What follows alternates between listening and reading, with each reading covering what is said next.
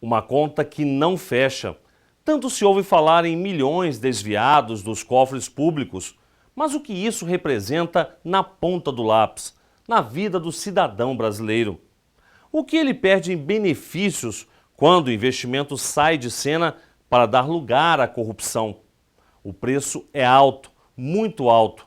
É o que mostra o repórter Márcio Adalto com o levantamento do que já foi recuperado até agora só com a Operação Lava Jato. Você sabe quanto é preciso para acabar com a miséria no Brasil e para construir um posto de saúde, por exemplo?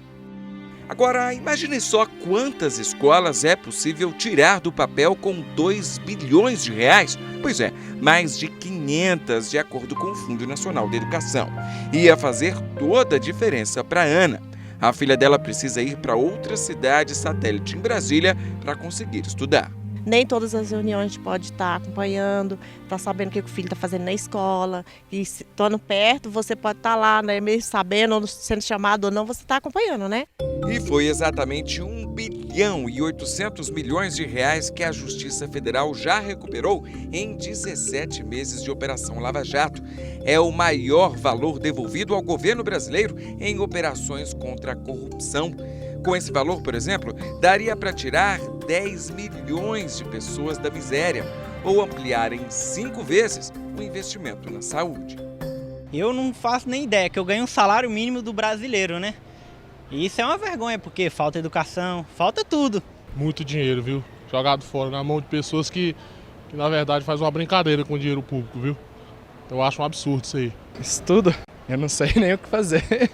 As investigações da Lava Jato têm deixado a população surpresa ao saber dos valores devolvidos. Os quase 2 bilhões de reais recuperados superam em 50 vezes o que o Brasil trouxe de volta por meio de ações judiciais nos últimos 10 anos. Surpreende porque até então nós não tínhamos nenhuma experiência em processo judicial de devolução de valores de elevada monta. Então isso é bom, é significativo, é mais um ponto positivo dessa alteração, dessa mudança de entendimento e do processamento dos crimes de lavagem de dinheiro.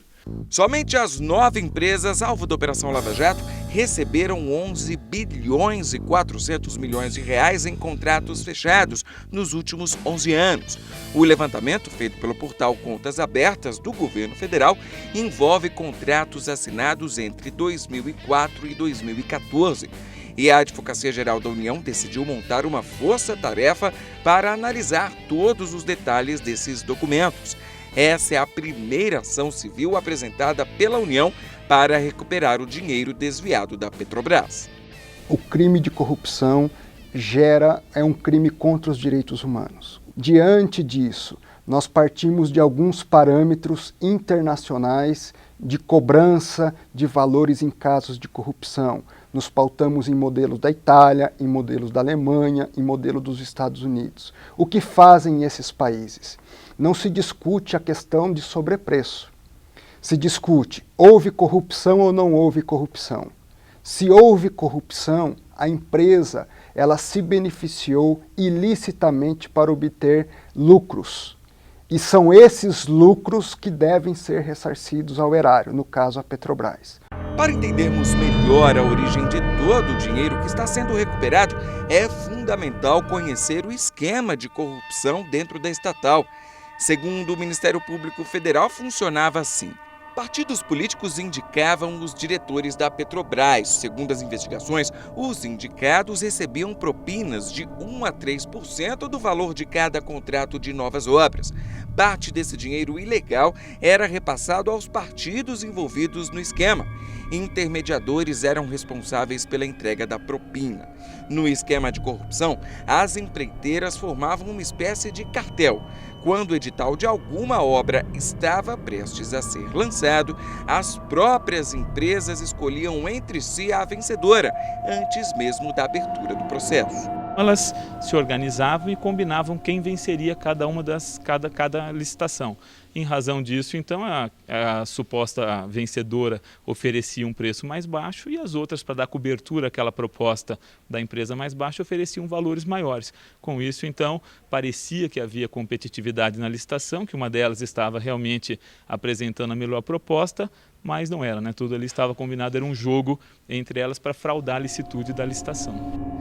Só que isso não é nada legal para o Brasil. Um dos princípios básicos da licitação é a independência das propostas entre os licitantes. Quando os licitantes estão em conluio e combinam qual preço vão oferecer, você não sabe se aquele preço, você não sabe qual sobrepreço tem daquele valor apresentado pela empresa que ofereceu o menor valor. E é justamente para evitar esse tipo de fraude que a AGU criou um grupo permanente de atuação proativa. Desde 2009, foram mais de 15 mil ações propostas. 2,5 bilhões de reais já retornaram aos cofres públicos. Agora, a meta é recuperar tudo que foi desviado da Petrobras. O trabalho é de parceria e está só começando.